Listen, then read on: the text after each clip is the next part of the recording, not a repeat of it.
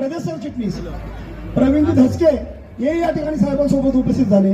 साहेबांना विनंती करतो की आपण अभिवादन करावं. घोषणा जोरात सगळ्यांनी द्यायचं बरं का.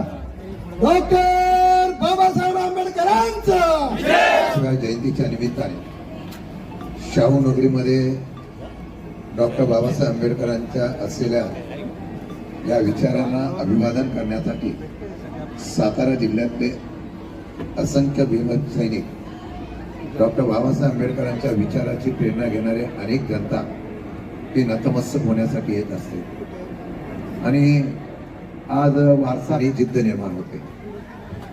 मला वाटतं की डॉक्टर बाबासाहेब आंबेडकरांची असलेल्या विचाराची लढाई त्या काळामध्ये, भविष्य काळामध्ये 60 वर्षानंतर काय होणार याचा दूरदृष्टी असताना आज आम्ही बघतो. बरेच बाबा भविष्यात सांगतात, पण आमच्या बाबासाहेबांनी लोकशाहीचं भविष्य 60 वर्षानंतर कसं असेल सांगितलं होतं. मला वाटतं आज त्याचा प्रत्यंतर सर्वसामान्य जनतेला येत आहे. नुकतं दलितांना येत नाही, या देशातल्या असलेल्या सर्व जनतेला आज खऱ्या अर्थाने संविधान, आपला अधिकार याचं महत्व प्राप्त व्हायला लागलेलं आहे. मगाशी सांगितलं, देशाचे पंतप्रधान ज्यावेळा लोकसभेमध्ये पदार्पण करतात त्यावेळा त्यांना घटनेच्या असलेल्या संविधानाला नतमस्तक व्हावं लागतं. हे डॉक्टर बाबासाहेब आंबेडकरांच्या विचाराचा विजय आहे. मला वाटतं ही लढाई आहे आणि लढाई करत असताना मला आनंद आहे की आज संजय गाडेंना पहिल्या प्रथम मी तलवारबाजी करताना बघितलेला. ही तलवारबाजी आम्ही दोघांनी एकत्र केली असती तर डॉक्टर बाबासाहेब आंबेडकरांच्या विचाराचा विजय निश्चित झाला असो. लढाई आजच्या युगामध्ये ही लढाई लढणं गरजेचं आहे.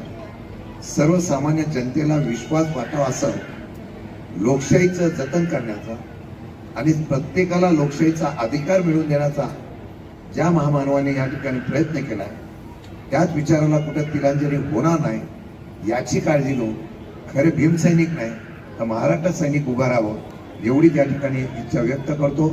आपल्या सर्वांच्या वतीने त्या महामानवाला अभिवादन करतो. जय हिंद, जय महाराष्ट्र, जय भीम.